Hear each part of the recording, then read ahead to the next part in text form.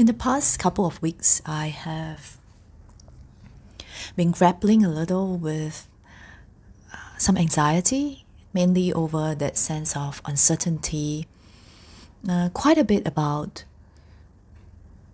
why I do what I do, and does it even matter in the end? Does anybody care?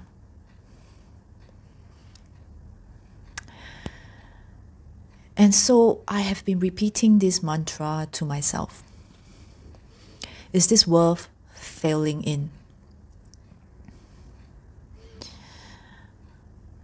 And this came about ultimately because I serve death. That goal and outcome that will never disappoint me, which is death. And that's the only way I find that I can serve my life properly.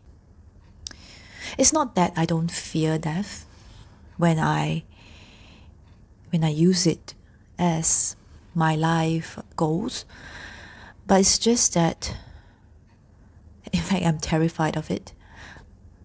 Mostly of the how it's going to happen.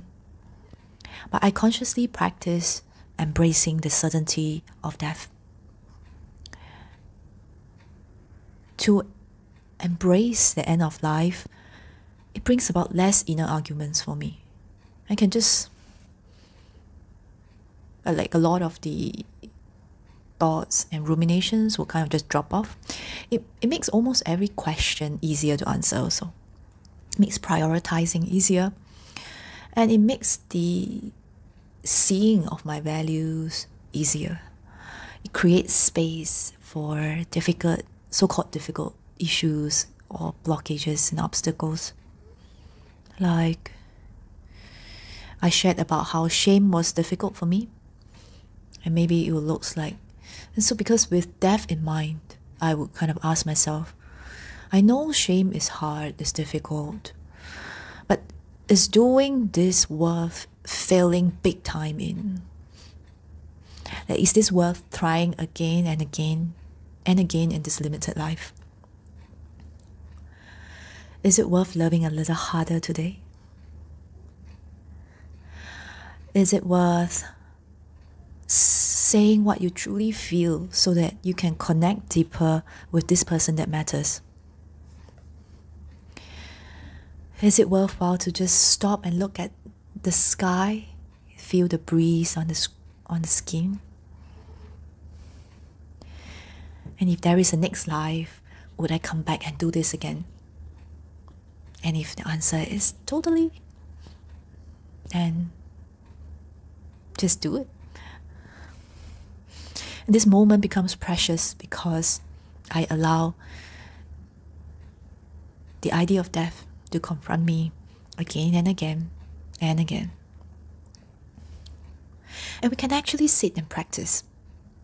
We can sit to practice endings to start with. If to practice visualizing death, this is not something I would recommend for everyone.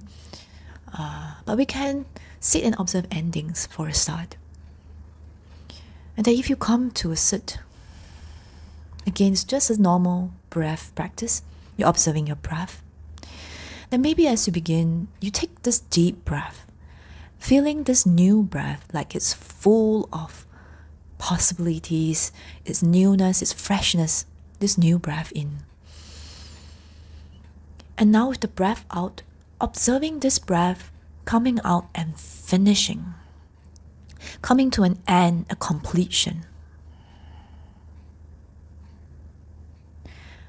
And no matter how fresh or full it feels at the beginning, you have to let it go and you have to let it end.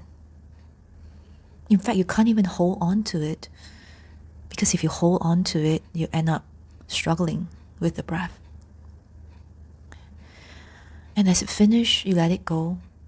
When a new breath emerges, notice a little bit of gratitude and appreciation